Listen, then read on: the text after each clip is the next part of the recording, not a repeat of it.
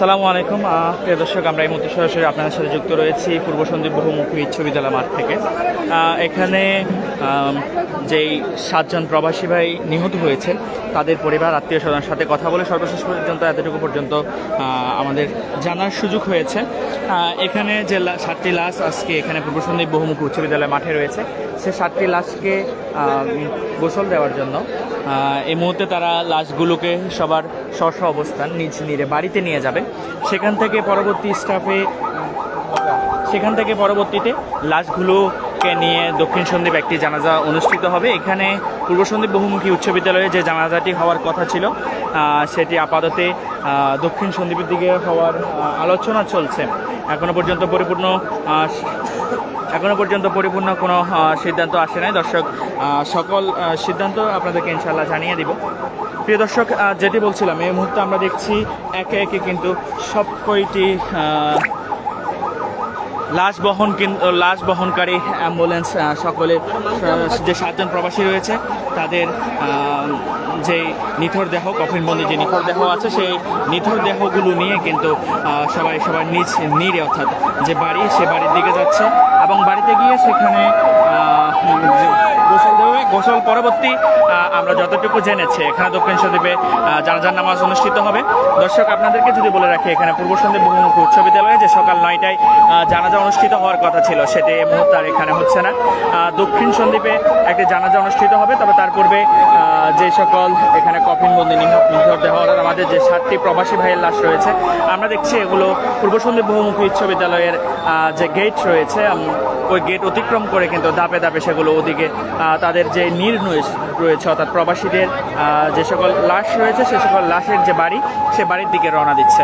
প্রিয় দর্শক, যেটি বলছিলাম, এখানে সকাল থেকে আমরা দেখছি, বিশেষ করে আপনাদেরকে যদি জানিয়ে রাখি, এখানে ইসলামী আন্দোলন বাংলাদেশ থেকে স্বেচ্ছাসেবক দিয়ে তারা যে আজকে যে একটি গুরুত্বপূর্ণ পয়েন্টে এসে তারা কিন্তু আমরা দেখছি এখানে সব কিছু নিয়ন্ত্রণের জন্য স্বেচ্ছাসেবক দিয়ে তারা সহযোগিতা করে যাচ্ছে। দর্শক, যেটি বলছিলাম, আমরা দেখছি একে একে 7টি অ্যাম্বুলেন্স কিন্তু লাশ নিয়ে কিন্তু দক্ষিণ সন্দ্বীপের উদ্দেশ্যে রওনা হয়েছে। দর্শক, আপনাদেরকে আবারও জানিয়ে দেওয়া হচ্ছে যে সকল লাশগুলো রয়েছে সে সকল লাশগুলোকে প্রথমে তাদের বাড়িতে নিয়ে যাবে, সেখানে তাদের গোসল সম্পন্ন করবে।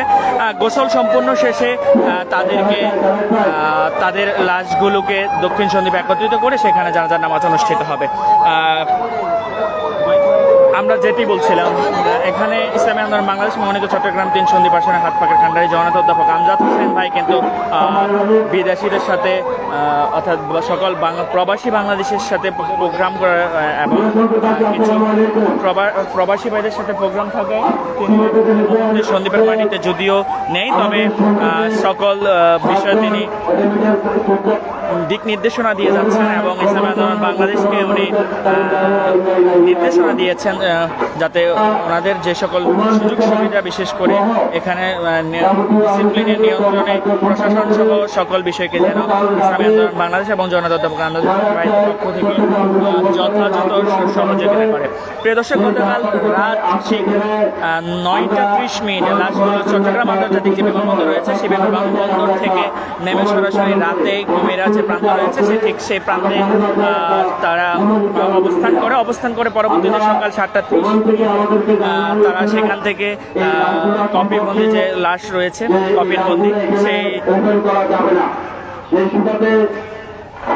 ইসলামিক বিধান মতে আনুষঙ্গিক যে কর্মকাণ্ডগুলো সম্পন্ন করা প্রয়োজন তা এখানে সম্ভব হচ্ছে না বিধায় আমরা অত্যন্ত দুঃখের সাথে জানাচ্ছি আজকে নির্ধারিত 9:30টার যে জানাজা এখানে আমাদেরকে সম্পন্ন করা সম্ভব হচ্ছে না। এই মুহূর্ত থেকে লাশগুলা স্ব বাড়িতে নিয়ে যাবে, সেখানে আনুষঙ্গিক ঘোষণাপি সহ অন্যান্য কর্মকাণ্ড সম্পন্ন করে যার সুবিধা মতো সেখানে জানাজা সম্পন্ন করা হবে। আপনারা যারা সন্দ্বীপের বিভিন্ন অঞ্চল থেকে কষ্ট করে আসছেন সবাইকে আমরা আন্তরিকভাবে ধন্যবাদ জানাচ্ছি। আপনারা যদি সম্ভব হয় ওই এলাকা থেকে জানাজায় অংশগ্রহণ করবেন। আমরা আমাদের সিনিয়র নেতৃবৃন্দ সহ সবার সাথে আলাপ করে নিয়েছি। এখানে উপস্থিত রয়েছেন আমাদের সন্দ্বীপ থেকে বারবার নির্বাচিত সাবেক সংসদ সদস্য আলহাজ মুস্তফা কামাল বাসার, আমাদের সাথে উপস্থিত আছেন জামাতে ইসলামী উত্তরজেলা আমির আলাউদ্দিন শিকদার, আমাদের সাথে রয়েছেন জাতীয়তাবাদী দল চট্টগ্রাম উত্তর জেলার সাবেক যুগ্ম আহ্বায়ক ইঞ্জিনিয়ার তালাত হোসেন, আমাদের সাথে উপস্থিত জামাত ইসলামী সন্দীপ উপজেলার সাধারণ সম্পাদক মাওলানা আবু তাহের এবং সন্দীপ উপজেলা বিএনপির আহ্বায়ক প্রফেসর মোহাম্মদ আবু তাহের আমিনীতি এবং আমাদের অনেক যুগ্ম আহ্বায়ক সহ আমাদের বিভিন্ন নেতৃবৃন্দ এবং বিভিন্ন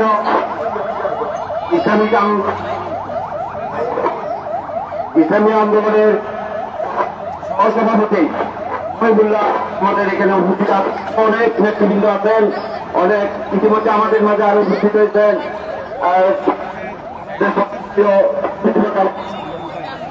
আমরা সিদ্ধান্ত এটাই হচ্ছে যে রাজনীতি সহসভাপতি যাবে, সেখানে আনুষ্ঠানিক কার্যক্রম সম্পন্ন করে এলাকাতে তা সম্পন্ন করা হবে। সবাইকে আন্তরিক ধন্যবাদ এবং আপনারা কষ্ট করে আসার জন্য আপনাদের প্রতি কৃতজ্ঞতা রইল। ধন্যবাদ সবাইকে। আসসালামু আলাইকুম।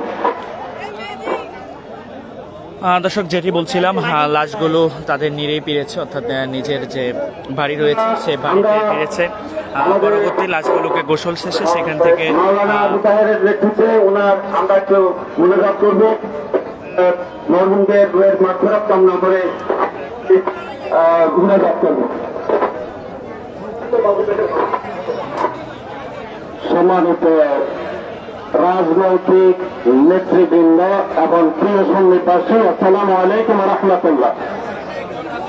এতক্ষণ পর্যন্ত আপনারা আমাদের সুনির্দিষ্ট 9:30টার জানাজা যা হওয়ার কথা ছিল তা না হওয়ার কারণ হচ্ছে একটি, আমাদের প্রত্যেকের প্রত্যাশা ছিল প্রত্যেক রেমিটেন্স যোদ্ধা ওইখান থেকে গোসল দিয়ে আনার, আমরা এখানে জানাজা পড়ব, কিন্তু দেখা গেল সেখানে গোসল দেওয়া হয়নি। আর ইসলামী শরীয়ত মোতাবেক গোসল বিধি জানাজা পড়া সম্ভব নয়। তাই আমরা অভিভাবকদের সাথে আলাপ করে চেয়েছিলাম, যেহেতু আপনারা কোটা সন্দ্বীপ থেকে একত্রিত হয়েছেন, পার্শ্ববর্তী মাদ্রাসা আমরা গোসল দিয়ে জানাজা এখানে সম্পাদন করব, কিন্তু না পারার কারণ হচ্ছে অভিভাবক পরিবার